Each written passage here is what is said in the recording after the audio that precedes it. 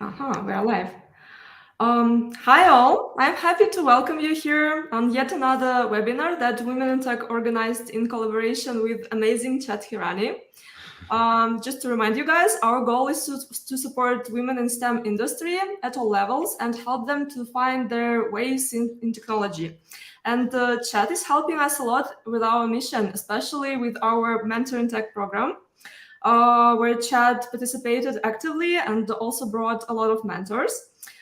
We encourage all of you to join this super inspiring program and become mentors and mentees. It's free. You can sign up at womenintech.org website. I'm Dilara Sayetova, Educational Program Manager at Women in Tech and Product Manager at Microsoft. And today I'm honored to moderate this webinar with Chet Hirani. He is a Women in Tech mentor and a super experienced performance coach. And maybe you already saw his inspiring talks at TEDx. He is also known to be a mental wealth and well-being advocate and shares his knowledge via his Not Your Ordinary Coach podcasts. And I will leave you with Chet to learn more about how to achieve your goals and how to reach your full potential. Please feel free to leave your comments and questions in the comment bar, and we will get to them. So, Chet, stage is yours. Thank you very much. Thank you very much. Thank you for that. So yeah, just excuse the heat as well. We are actually in a heat wave in the UK at the moment. It's actually really warm here. So yeah, welcome. My name is Chet Hirani. Obviously, a lovely introduction there as well. I'm a performance coach, and I run Not Your Ordinary Coach, which is my business, as well as founded a few other companies, which I will also share with you as well on our slides. So the whole point of this webinar is to find out and to give you the answers of, like, what is it that is holding you back, or potential things that are holding you back from reaching your goals and reaching your full potential. And there's 5 main reasons which I've discovered throughout my experience as being a coach and working with multiple clients, as well as also mentoring here on women in tech as well, which has been a fantastic experience. And I also hope to do the second wave of that very soon as well. So let's kick this off straight away. So I'm going to start sharing my my screen and my slides here. So just bear with me 1 second. I'll share my screen first. Window. Let me just do this. Yeah, meanwhile, I can read some comments. Hi, Nimra. Happy that you joined too. And thank you for joining. I hope I pronounce correctly, Tina Tenda. Happy that you are with us as well. Chat. So now you're sharing your screen. Yep. Is it showing up as in the full size of everything? Yeah. Yes. And okay. I'm disappearing. Great. Okay. No, that's not a problem. Right. Okay. Great stuff. So we're kicking this off by asking the questions of, why are you not achieving your goals and reaching your full potential? So there are a number of things around us. Before we go dive into that, I want to just let you know about who I am, as I've been introduced, and I've mentioned a little bit, but then who are we? So you'll see there's a couple of logos there as well, which is Chet Your Ordinary Coach, which is mine. There's also the one in purple, which is Mental Wealth International. And then the one in between is Peak Wealth Network. So this has been combined by myself and my business partner, Emma. So combined, we have 30 years experience in the corporate sector. So we're building businesses and mentoring at all different levels. And we believe we are experts at getting people the results that they need as well. Hence why we have both founded Peak Wealth Network. And within Peak Wealth Network, we offer sort of masterminds, accelerated programs, and also run events as well. We're both TEDx speakers. Myself, just a newly one in June. Emma has also done 2 TEDx talks in her time over the last few years. So you can go and search for her on the internet, and then you can hear her talk there as well. Emma, as I've mentioned, is the founder of Mental Wealth International and is also an award-winning international best-selling author. And myself, again, Chet, the founder of Not Your Ordinary Coach, and just recently been recognized for Who's Who of the World 2022. I'm sorry, Chat. Sorry for Yeah. interrupting. I'm getting hints that the presentation is not in the presentation mode. So we see the slide, but we also see the previews of the other slides. So maybe, Really? yeah. Okay, let me just see what I can do with that one. Does that help now? Now still we see the previews of other slides. I mean, we do see the main slide, of course, but Right, it's not okay. in the full mode, not in full screen. That's really strange. I've got it in presentation mode right here. So we've got obviously technical issues going on, right? Okay, what I will do is, oh, I see the way it looks at the moment now, so I can't control it from here. Okay. Let's do something else. One moment. No problem. I'll stop sharing it and then I'll go back and share it via a file. It might actually be better. Do you see any presentation mode button there? It should be On the actual PowerPoint, no, I don't see anything there. But I'm doing it another way, which I hope will be a lot easier. Okay. Yeah, and girls in the comment section, thank you for bringing our attention. Yes. Thanks Thank you a for lot. that. Right, I think it's processing now, so I think it's going to be bringing up the slide shortly. Meanwhile, I see where we have participants from. So we have greetings from Nigeria and from Peru. Amazing, all over the world. Yeah. Dilyara, do you see that now? Yes, I Yeah, see. yeah, Amazing, yeah. yes. All right, okay, Sorry perfect. All for, right, so for interrupting. I can control it now as well, so it'll be easier. Okay, great stuff. So I've gone through sort of who we are as well, there as well. Slightly distorted there, but then I will go through what I have, so it'll be easier in that sense as well. So I've gone through who are we in that format. So hopefully you guys, I don't need to repeat myself there. Right. So the next one. So reasons. So the reasons you're not reaching your full potential and achieving your goals. So this is things like as mentioned here. So do you ever feel like you're sort of idling and just sitting and waiting for things to happen? Now, look, I've known that I used to do that quite a lot. And there's moments that I still probably do things like that when I'm trying to sort of hit other sort of bigger sort of milestones that I'm trying to sort of achieve. And there's a lot that can actually, there's a lot that can be involved in us feeling like this. Okay. And then certain things would be like, you might have like these really lofty dreams and big ambitions, but for some reason, they always feel out of reach to you. Right. So you're always looking at something and you almost can't sort of get hold of it. But then there's also something that we also want to work on towards that, is that rather than sort of going for it, you need to think of it another way. Think of it rather than going for it, but letting it come to you. So when you're letting it come to you, it's like, what do you have to do to allow those things to happen? Because these goals can change. You're allowed to, you should be allowing yourself to allow these goals to change over time as well. Because they might not necessarily be the actual goal that you need. Or you've thought of a goal and you've not thought that, oh, maybe they can actually be broken down smaller. And as you work through these, you're achieving and hitting other targets. And those are all goals, but then they can all change as well. And then when you come to the end milestone or the goal that you think that you have achieved, that could be quite different. Okay. But then there's also things that can really bother us and stop us from actually getting these sort of things as well. And this is like, it's tempting, right, to blame other people or the world around us. Okay. And yes, these are also, as I've mentioned, external factors that come to play. But sometimes you need to consider that you might be holding yourself back. Now, that's all about when you're reaching your full potential. It's, are you, and question yourself, really draw deep down inside within yourself. And the word deep that I use, it's a very sort of meaningful word. It's like you really need to find it within yourself. Like, how much are you holding yourself back? What is causing this reason for you holding yourself back? And in reaching your potential, it actually is, it's not just hitting somewhere, it's actually a mixture of accomplishments. And you got to enjoy the journey as you do it as well, because you don't never do anything sort of rigid that I have to do this and that's it. I'm going to stop talking to everybody and I'm just going to focus on this. because you have to enjoy it. There's got to have fun. There's got to have laughter. It's going to be hard. And when you acknowledge all these things, okay, this is when things start to sort of develop within yourself, and these small pieces start sort of being formed. And just think, imagine like the cogs of a lock, of a combination lock.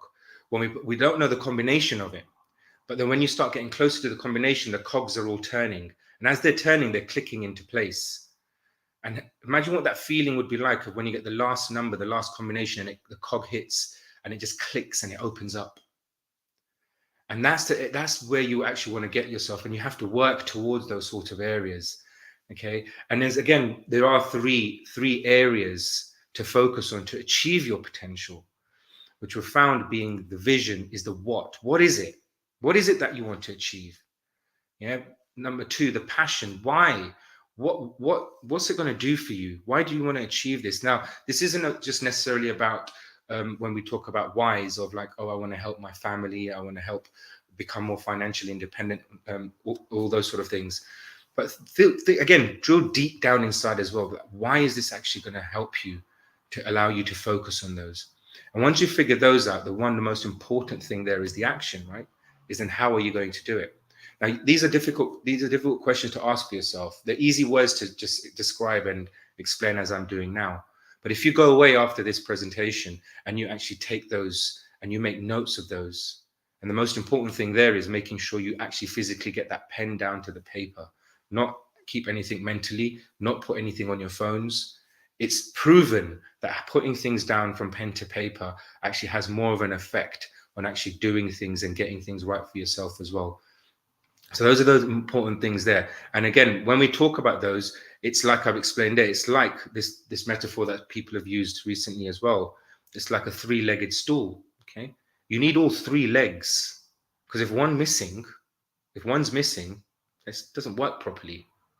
So imagine that for yourself. Like, you don't want to be sort of falling or rocking off that stool. You just want to stay firm on that stool, but allowing yourself to make sure that you have the vision, the passion, and the action in place, which is actually going to allow you to then start reaching your full potential, and you'll start achieving your goals as well. So have those sort of to hand as well. And I also want to just share, if there's anybody who wants some notes from these, I'm happy to share these later on as well, if you're missing things out or I'm probably going too fast. So 5 reasons you're not reaching your full potential and achieving your goals. So we'll kick this off by mentioning the first one, okay, is number 1, lack of ambition. Okay. I'd like to take everyone to take a moment and just answer that question for yourself as well. Like, you may feel that you're ambitious, but what's holding you back? What are you lacking? Okay. When a person needs, when a person needs for achievement, when a person's needs for achievements is really low, they automatically will lack ambition. And then they'll let life happen to them, then rather taking control and driving towards the goal. So you actually want to be in control of everything that you're doing. Okay. Again, when we're talking about driving as well, it's like when if you drive a car or you're riding a bike, that's not going to move anywhere without you doing something to it. Now, in a car, yeah, you turn the car on, but it's not going to move forward until you put the gas down. It's not going to stop until you brake. It's not going to turn left or right until you actually turn the steering left or right. And we're not talking about automated cars here. We're not doing any of that sort of stuff. And it's just like even a bike as well, riding a bike. Okay. Even when you ride a bike, when you fall off a bike, you're not just going to leave the bike there, are you? You're going to come back up, because your main goal and your intention there is that you're still going to ride that bike and get to your destination. So it is about both the journey and the destination.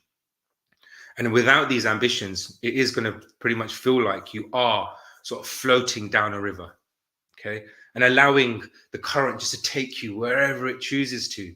Now imagine that. You're just sort of floating somewhere and it's just taking you wherever you go. Sometimes it can be nice, therapeutic. But when we're talking about achieving goals and your full potential, you need to be in control of that. You need to be choosing where you actually want to go, which direction you want to go down that river as well. Okay. And then also, if that's the case, like, do you feel like you're aimlessly floating down a river occasionally? And if that is the case, the lack of ambition is probably what's likely to be the cause of it. And you don't need to have ambition in the traditional sense, as I mentioned before as well, like having a high-powered job, loads of money or fame. But having some kind of goal to work towards is the key that you actually need. Otherwise, you're likely to be continuing coasting along. So have that focus around within yourself as well of where is it that you actually want to go? What direction do you want to be in? And it doesn't matter how long it will be. It could be 5 years, it could be 6 months, it could be 3 months. It all depends on where you are at this point in time. And then if you feel that you're not in that point, then understand, is it lack of ambition that's stopping you from moving forward? Okay. Number 2, you're too busy being busy. Yeah. Okay. I hear this a lot of times. Yeah. I'm too busy being too busy. It's like, what do you mean? Let's try and figure this out. Let's break this all apart. Okay.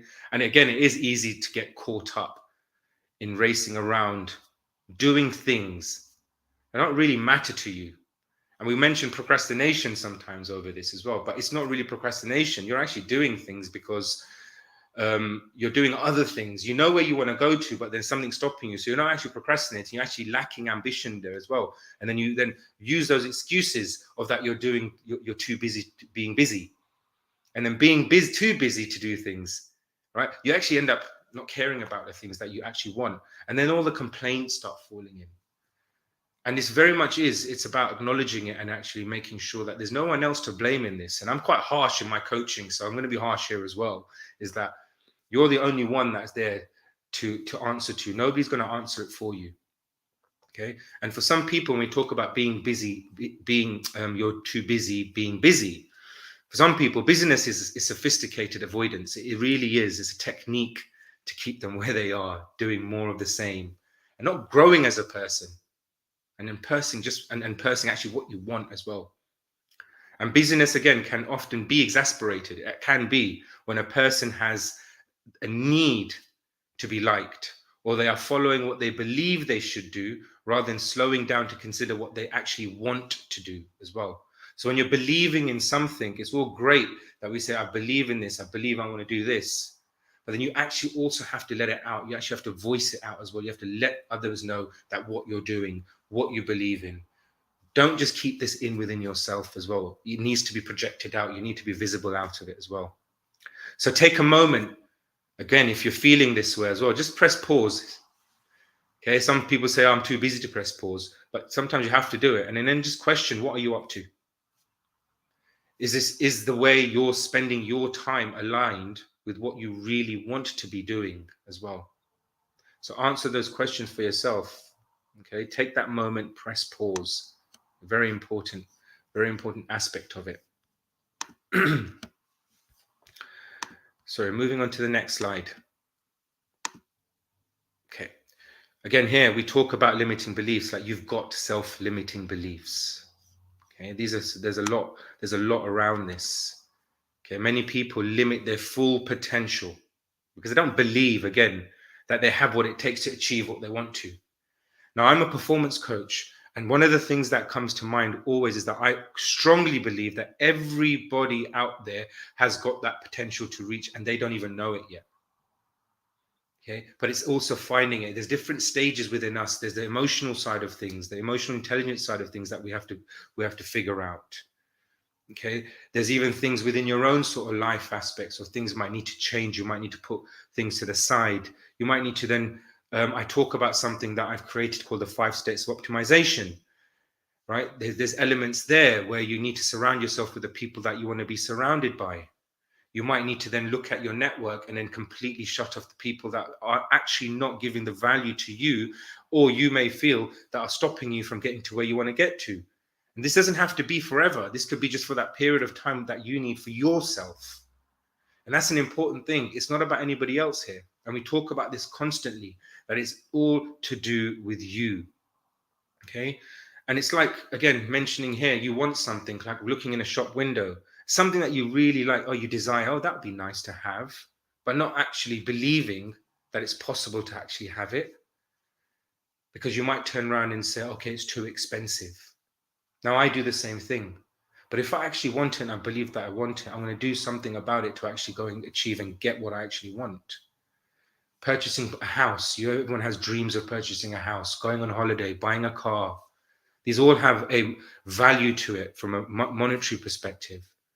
But then we all sort of fall back and think to ourselves, oh, we can't afford it. It's too expensive.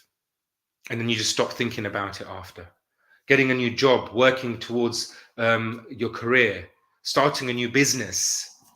Yeah, all these things, starting a new business, you think about, well, I'm in a job at the moment. It's too risky to start a new business. But let me tell you this, okay?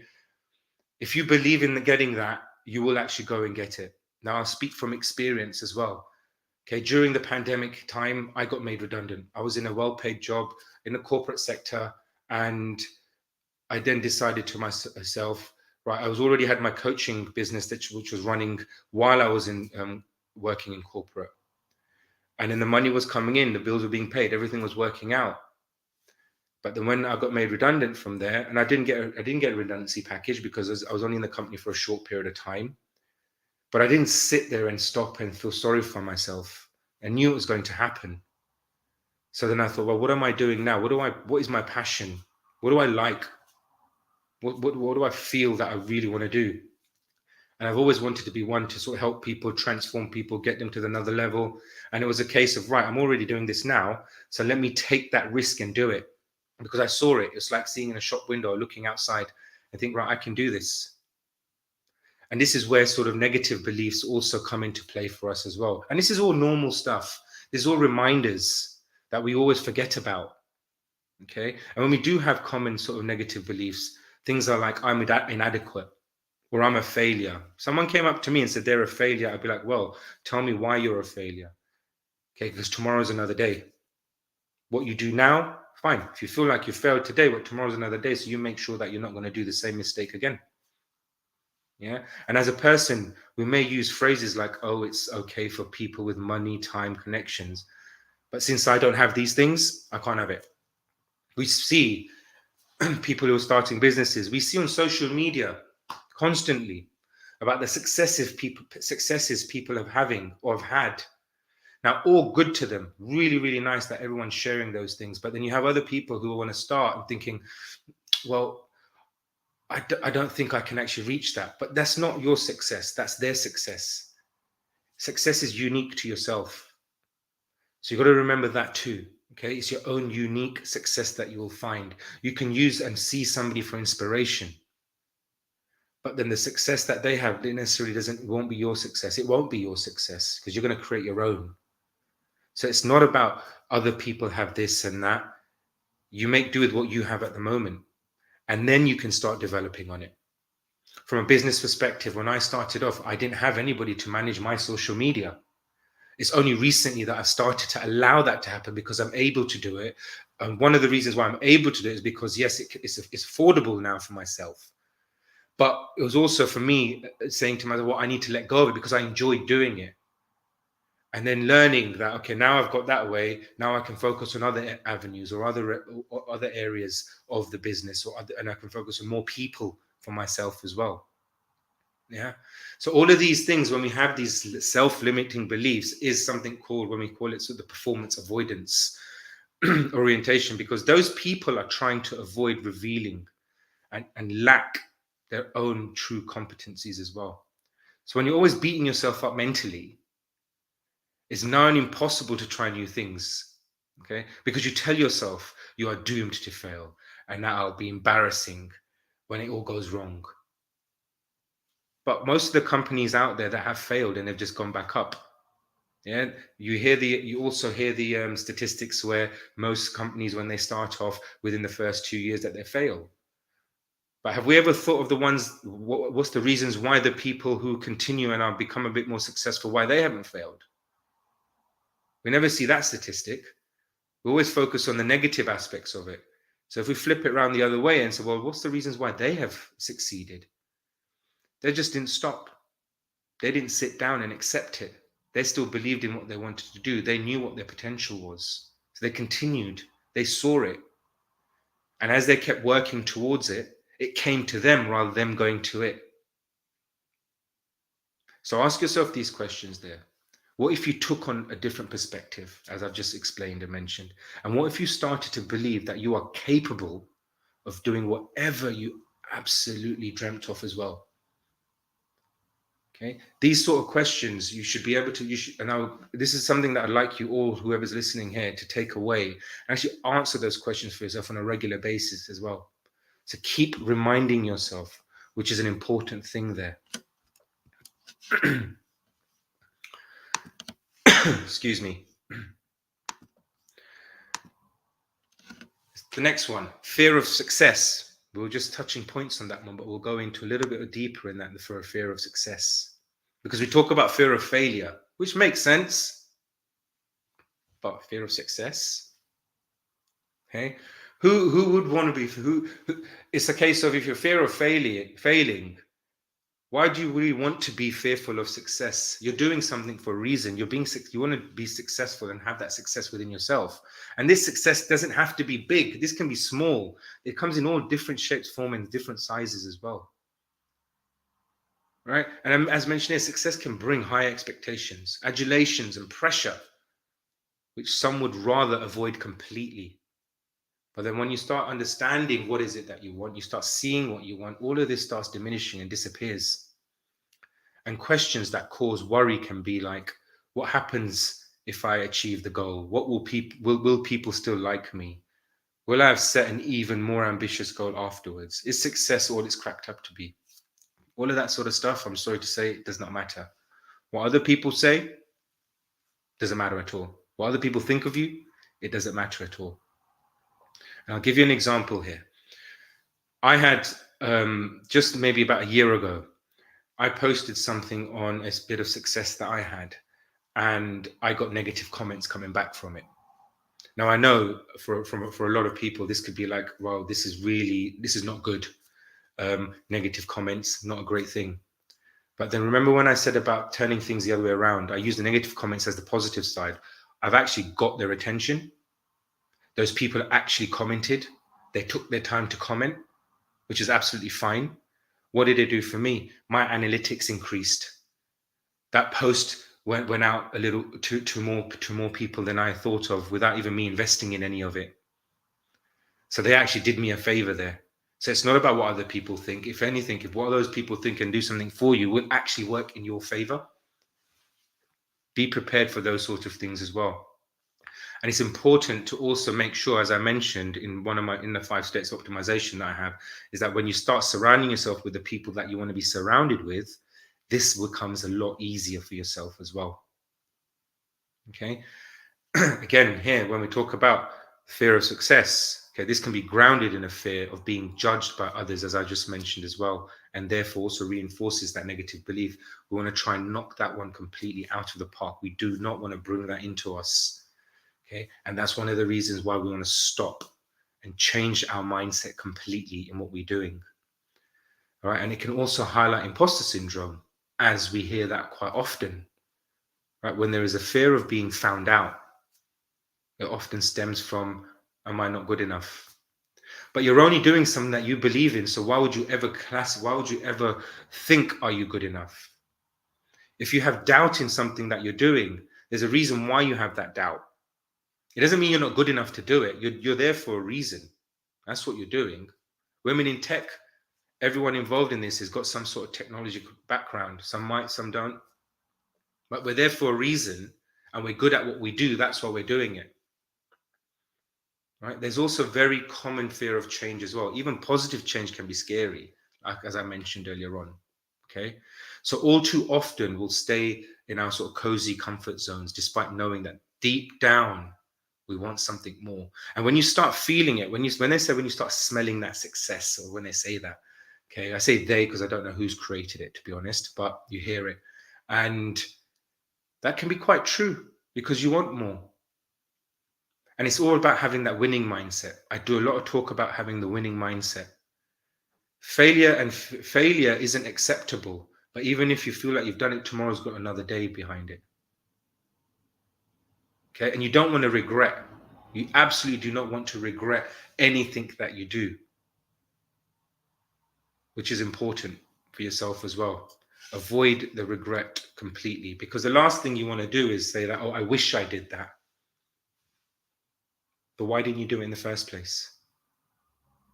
Who is the person there to blame? Nobody else but yourself. So these are the reasons why we're not doing these things, which are stopping us from moving forward. I think this is the last one. So you're overthinking. Okay. Again, how many of us overthink? I mean, look, in the comments, you can just raise your hands or say something anyway to say that you overthink, because I'm sure that everyone overthinks. I overthink too. So I'll raise my hand completely. I'm never going to say I'm not an overthinker, because I'm constantly thinking about what next. What can I do to improve what I've just done today? What did I do yesterday that needed to be a bit tweaked, which is going to make the next day even better? And it's having that reflection, continuous reflecting on that. But when we're talking about overthinking here, there's things here that we found is that those who sort of ruminate and avoid taking action are limiting their opportunities to explore their actual potential. Okay, which is again, we hear about the words of paralysis by analysis. Yeah, they seek to avoid acting until they have worked out all the possible pitfalls or problems. It doesn't matter. I said this word before, version 1 is better than version none.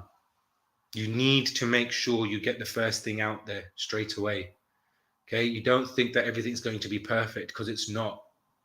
Because when you've got out there, there's always going to be something to improve. You're going to always improve on yourself. Constantly you'll improve on yourself, whether that's within your own health and fitness, whether that's in work, whether that's in business, whether that's even in the house, like you're doing a household task or a chore or something like that.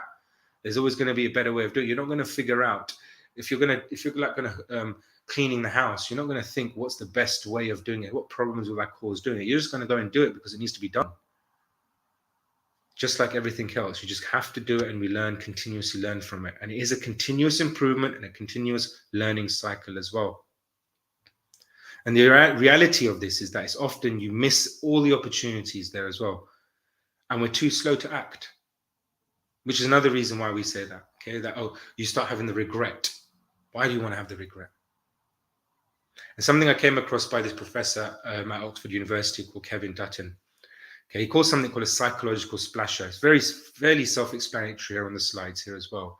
And he describes those who overthink. So think about the idea of going for a swim into the sea, for example. Some will run in and embrace it, embrace the cold, get all discomfort, all out of the way at once. Some will do that straight away. Then you have the splashers that dip their toe into the water and decide it feels cold. They think, oh, it feels cold, and then become more anxious over things. And when they think about it, they move more slowly into the sea. The more thinking they do, the more concerned they become. So they're overthinking that. And in the end, they experience a more psychological pain overall, that the jumpers who ran straight in and get the discomfort over in one go. So it's one of those things where we talk about taking the risk. Sometimes you just need to take and dive straight in as well and learn from it all. Because how else would you improve within yourself and what you do, personally and professionally as well? So he's basically said that those who are successful and fulfill their potential can sort of decouple emotions from their actual behavior straight away as well. So in other words, they act even when they don't want to. So they do those there as well. Yeah. So those are the 5 reasons you're not reaching your full potential and achieving your goals. So what do we want to do about these? How do we overcome these issues? They can be quite straightforward as well. So how to overcome these issues? You're not going to have 5 ways of doing that. It's all about the simple way of changing our mindset. Yeah. Removing those blockages. All of that sort of stuff. Ask yourself, what is stopping me from getting to where I need to get to? Okay. And when I said to you, basically getting a pen to paper, you actually want to deconstruct each and everything that is stopping you, saying, why is it stopping me? What's actually causing that? And then when you look at those, you can say, well, are these any of relevance? Am I overthinking it? Am I lacking ambition? Am I too busy being busy? Am I fearful of the success that this is going to bring me? Am I making excuses for myself? And it's writing all these down and just putting them into sort of sections for yourself.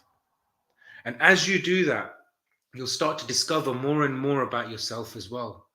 You'll start to discover that some of these issues that I'm having actually have got no relevance. I'm actually not, they don't need to be there part of my life, don't need to be part of my business. I don't need to speak to this person.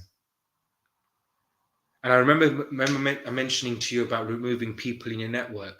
So something that I did a few years ago was that I went through all of my social media platforms and I removed the people that I thought were not relevant to what I wanted to do.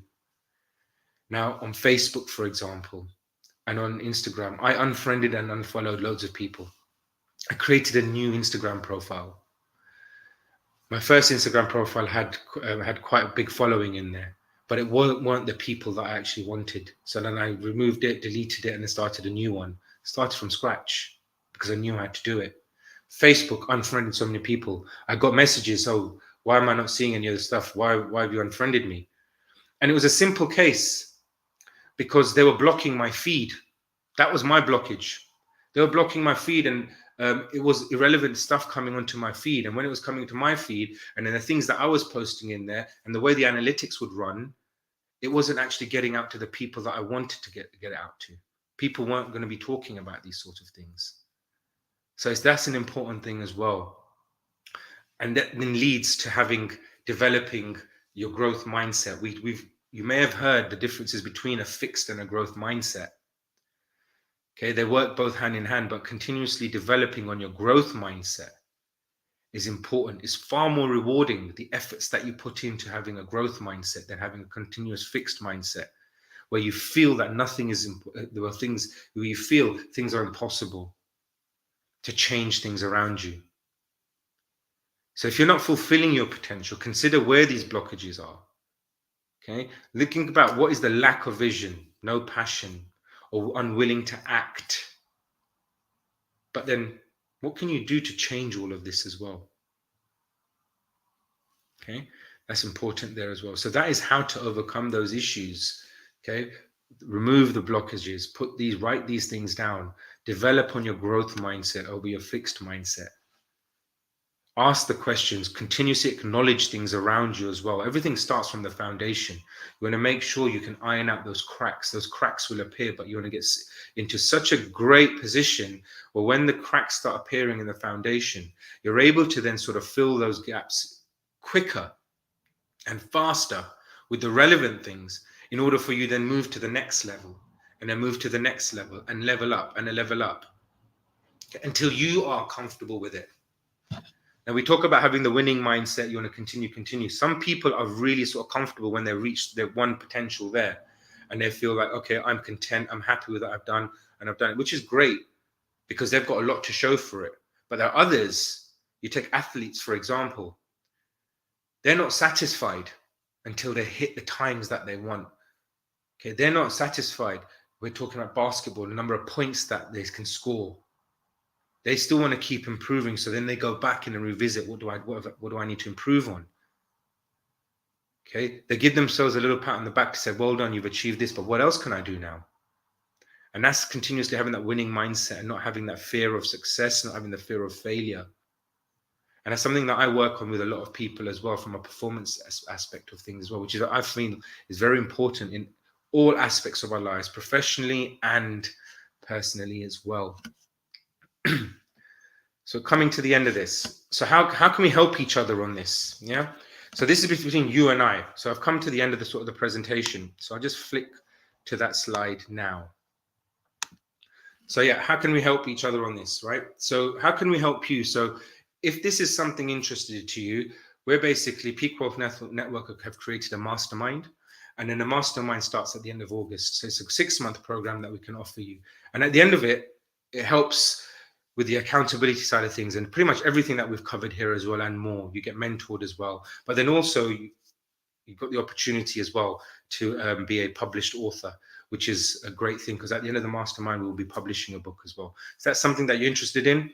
I don't want to go too much detail in that here, but definitely something that you can just DM me directly, and then we can have more conversations over that as well. And how can we help each other as well? Us together is like, follow us on LinkedIn. I'll share the QR code at the bottom as well. And look, if you want to, you're more than welcome to write a recommendation on your experience in today's sort of today's webinar. I hope it did actually help you. I hope there was some sort of value that you could take from it all. It was very condensed. There's a lot more that I can talk about in it as well, but we are limited for time here as well, because we still also want to take questions as well on this. So thank you again, everyone. These are the, if anyone's got any questions, this is the LinkedIn QR codes we can follow myself, or there's one slide that's missing. I've got two there, sorry. There's Emma Weaver as well. I don't know why that didn't come up on it for some reason. It's got two QR codes at the same, but that's absolutely fine. You can just follow me, and then you can also search for Emma Weaver as well on LinkedIn. That should be there as well. But yeah, any questions? Yes, we do have questions. Great. And the first one was right at the beginning.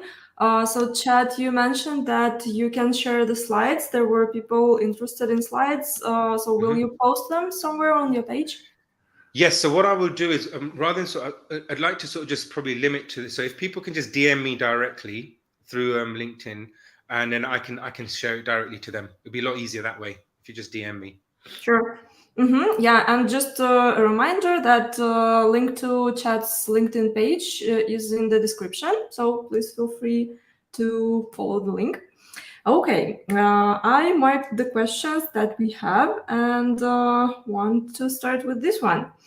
So Samira asks, for some reason I work double workload just to justify my credibility, and I discovered that the more I work, new goals are set for me until I'm unable to meet them. And then I'm not feeling good. So how can I set my own goals vs others' expectations? Right. Okay. So I'm assuming this question is probably at a workplace, yeah, where you feel like you're doing something, and then you hit them, and then new ones keep coming up. Okay.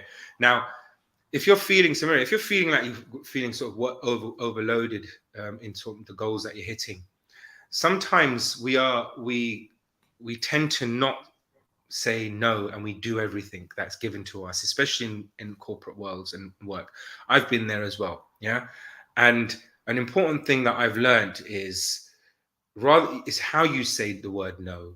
Okay, you can reframe that question straight away. You're not actually using the word no. It's like you can say, for example, that this is the workload that I've got. This is what I want to achieve. What is your priority? Yeah. So if you basically can ask them, what is the priority for me to do these sort of things? You've not said, no, you can't do any of these, because you are going to do it and you want to do it.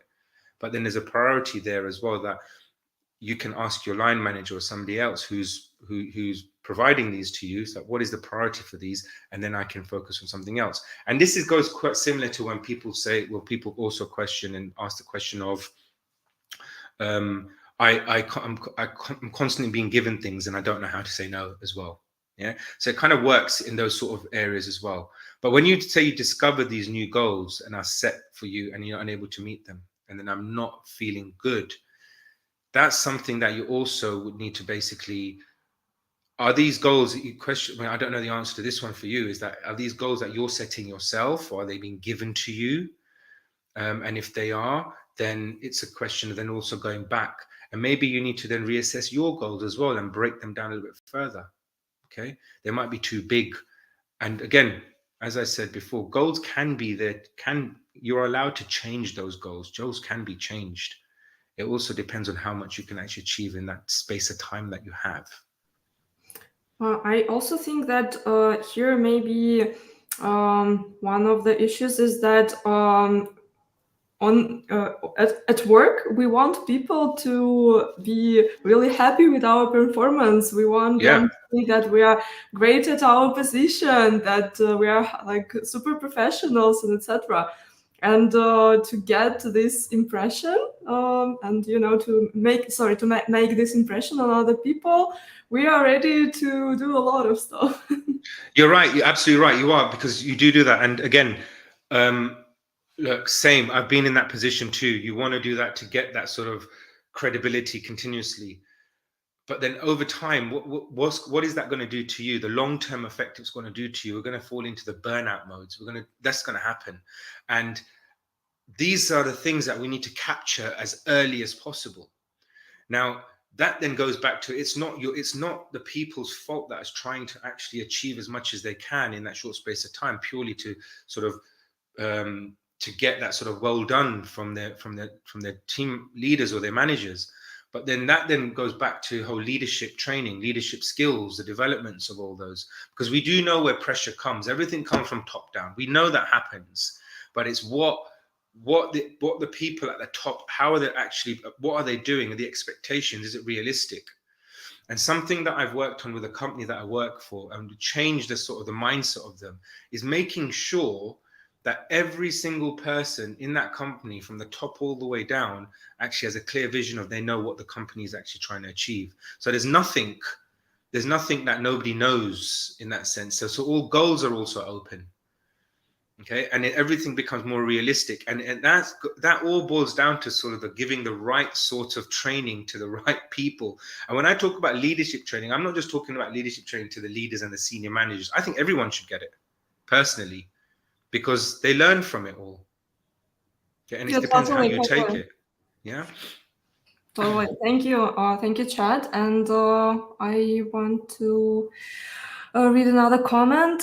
So Wing Chang, I hope that I didn't butcher your name, says that it's really powerful inspirations to her. I always hesitate to apply for SDE in big names, just so afraid to get rejection letters. And that's very common, I would say, issue and feeling that you just don't want to be rejected, and that's hard. Yeah. Mm-hmm. I'm going to be very, very straightforward and brutally here. Okay. Rejection is fine. Okay. If they've rejected you, there's a reason why they rejected you. Okay. It's not you. Okay. They've not seen you. Just think of it that way as well. Okay. Now, with terms of rejections as well, I have done this as well. I have constantly, like when I'm seeking clients and going out to clients and speaking to clients, at one point, I was sending out messages and emails to so many clients. Okay. Simply all I was doing is I was basically explaining to them who I was, what I do, and what I can offer them. Those are the three things that I kept doing. And I went in with the expectation that I'm going to send out maybe 20 emails or messages per day on this with an expectation of nothing. Okay. Because if the more you expect something to come, the more it's going to make you feel down. Okay. And the least something will come when you least expect it, but you've done something for it. And this is what I'm talking about. Rather than going out reaching something, you've done something for them to come to you. So all these rejection letters that come to you, okay, it's not just necessarily down to anything about what you're doing. Okay. You might not be the right fit for them at that right point in time. Okay. Or there's something else better out there for you as well. So you've got to continue having that. Okay. And it's again, when people talk about motivation. Now, when I say motivation, for me, motivation lasts for like 30 seconds and then it just disappears. Okay. Because it doesn't last.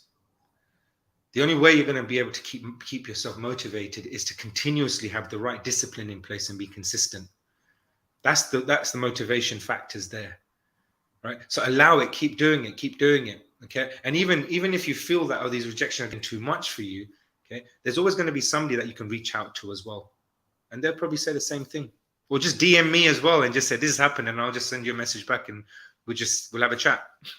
Oh, thank you for this opportunity. I mean, that's great support. So yeah, I would use this suggestion.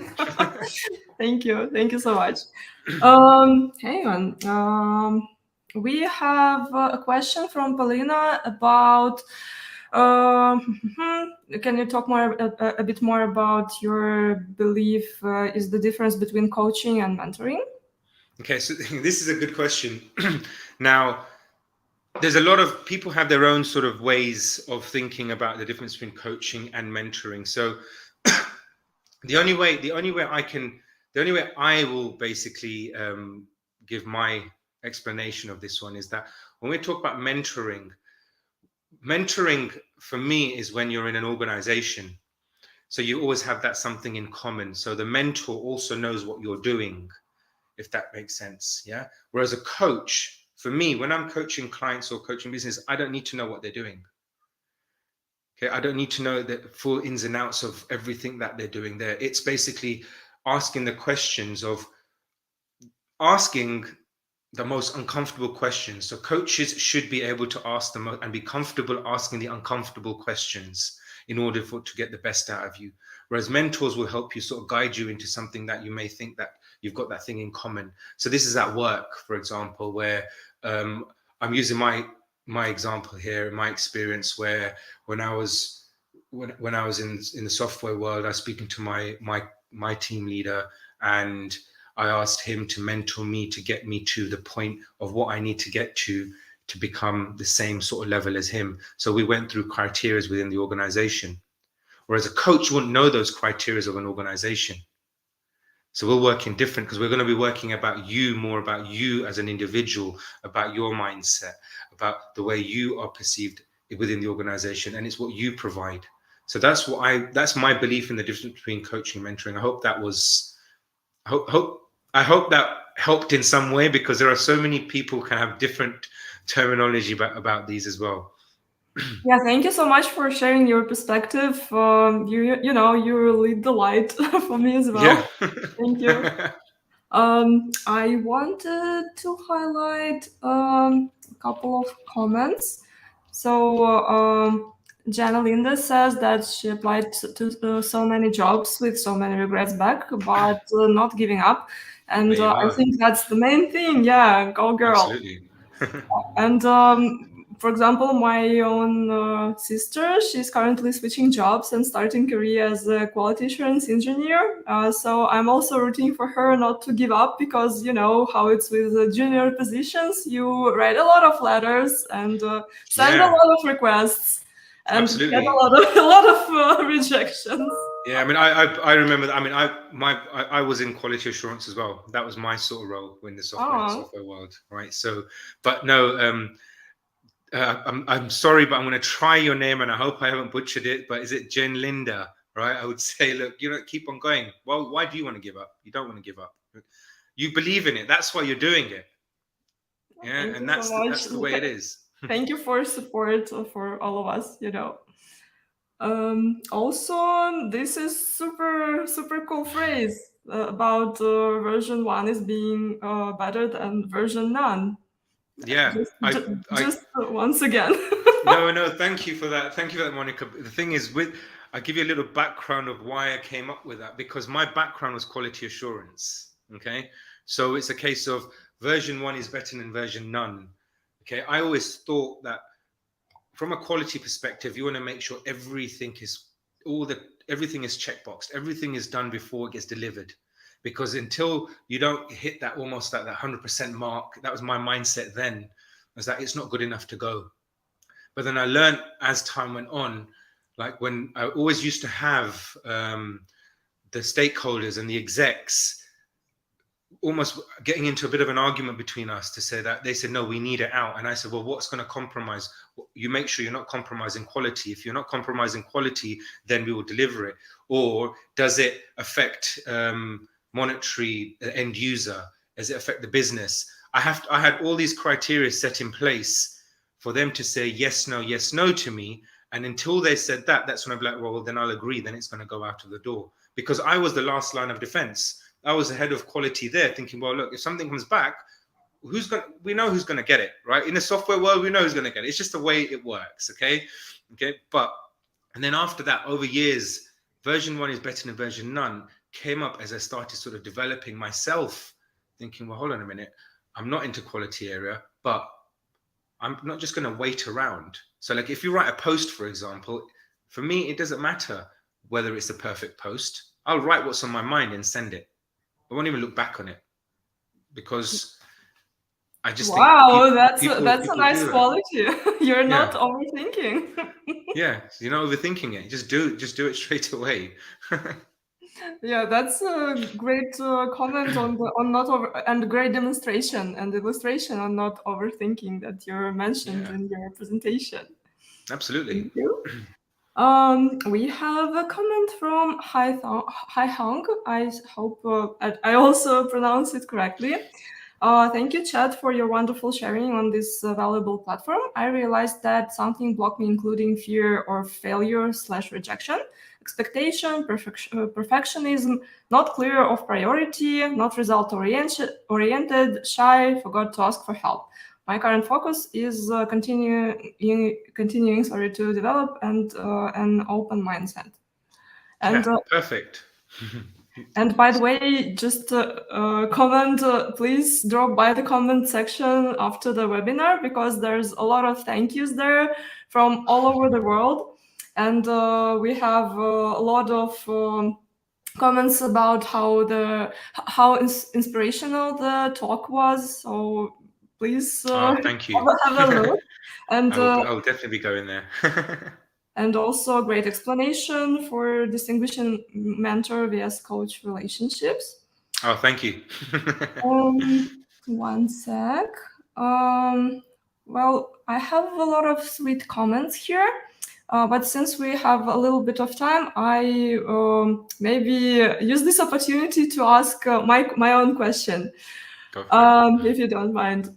So you Please do. mentioned the imposter's syndrome, and we all know how it feels like. Oh my God, I can't do anything. I just tricked everyone to get this job, and they will figure out very soon that I'm not good at it, and blah blah.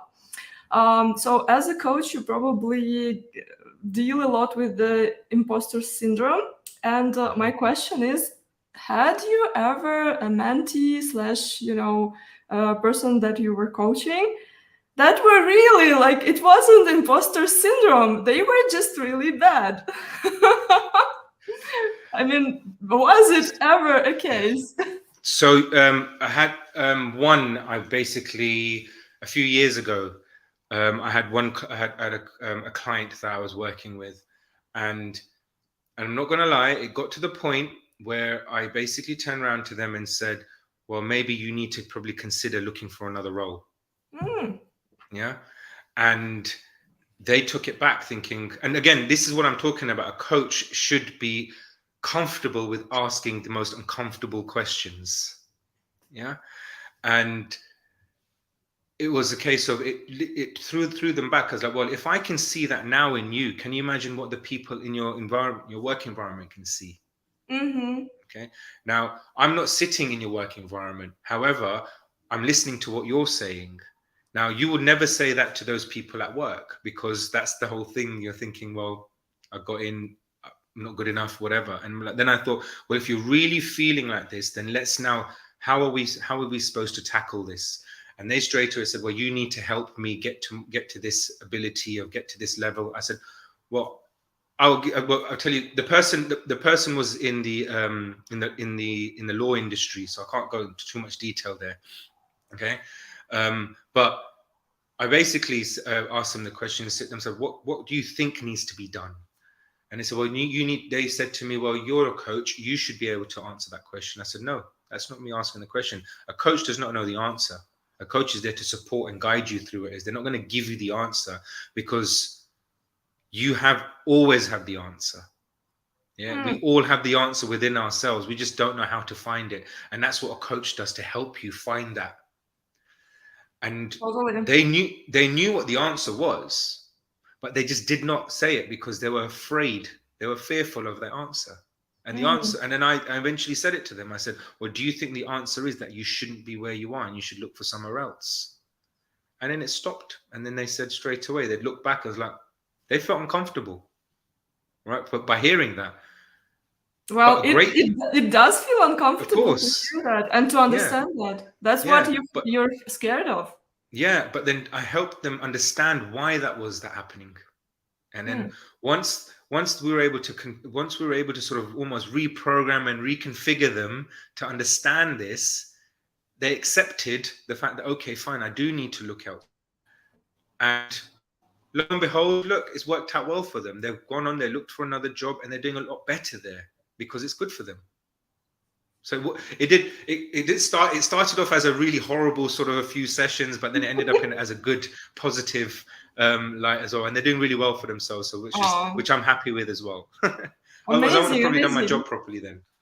I'm glad that this story has a happy ending. I think you've muted. Really? I'm not. Lost your sound. Can you hear me? Yeah. No? Well, I can't hear you. I don't know if anybody else can hear you because I can't hear you.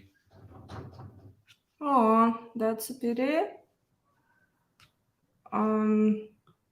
Folks, can you hear me? Please let me know in the comment section if you hear me.